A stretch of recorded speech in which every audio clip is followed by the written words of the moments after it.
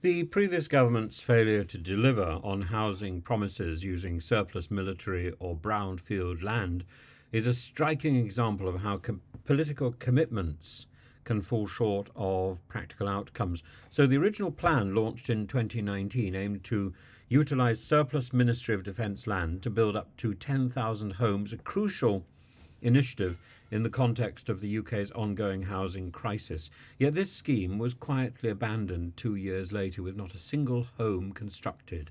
And this is not just a story of broken promises, but also a reflection of a deeper issue of the way systems in the UK approach housing development and political promises. The Ministry of Defence's withdrawal of most of the identified sites from the housing programme underscores the competing priorities within government departments. For example, the invasion of Ukraine and the subsequent need for military preparedness led to some of this land being retained for training purposes. Additionally, the Home Office's repurposing of the Wethersfield airfield to house asylum seekers rather than to build new homes illustrates the fluid and conflicting demands placed on government-owned land. But the system is exacerbated by the fact that despite identifying further surplus brownfield land that could potentially support 35,000 new homes, none of this land was released or sold.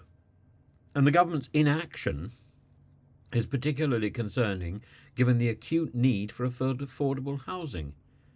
Polly Neate, the chief executive of the housing charity Shelter, emphasised the importance of utilising government-owned land for social rent homes, especially for families on low incomes, and her statement highlights a missed opportunity to address the housing shortage in a meaningful and constructive way. The now defunct partnership between the Ministry of Defence and Homes England was supposed to streamline the process of turning military land into housing, and Homes England, established by the last Conservative government, has a remit to facilitate the building of affordable homes by acquiring land. But the dissolution of this partnership and the stalling of land release has left the original goals completely unmet. People have just been fiddling with their hands for the last 3 years. The only exception in this is a site at MOD Stafford, which remains undeveloped, but is still essentially viable. And the failure is indicative of a broader issue within the UK's housing policy, a disconnect between ambitious targets and actual delivery. And while the Labour Party has put housing at the forefront of its election campaign, promising 1.5 million new homes over the next 5 years, the practical challenges of making these pledges a reality are significant because they have to get through all the bureaucracy which is set up to effectively provide an excuse for not doing anything.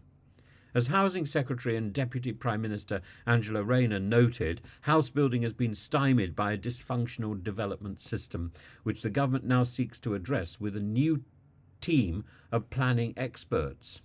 And yet already there's newspaper reports which are trying to reduce Angela Rayner's efforts to a few pictures in a nightclub.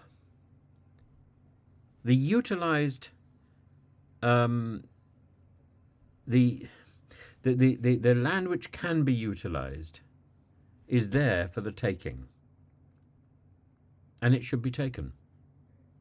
And to duck out with a series of unfulfilled promises about military and brownfield land highlights a gap between rhetoric and reality.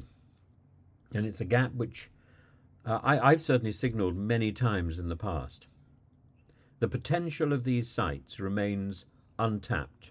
There's a broader malaise in housing policy, but also in anything that the government tries to do, where opportunities to alleviate a crisis are lost because of competing priorities and bureaucratic inertia. And we need to get through the point where bureaucracy dominates. We need to challenge bureaucracy at almost every level, because bureaucracy has stopped growth. And bureaucracy is exactly that. It's ruled by the desk. It's ruled by the computer says no. This government needs to be able to make the bold pledges into reality. It needs to ensure that the mechanisms are put in place to deliver the promises which it makes. Otherwise, it's just hot air. And there's plenty of that being delivered by Priti Patel.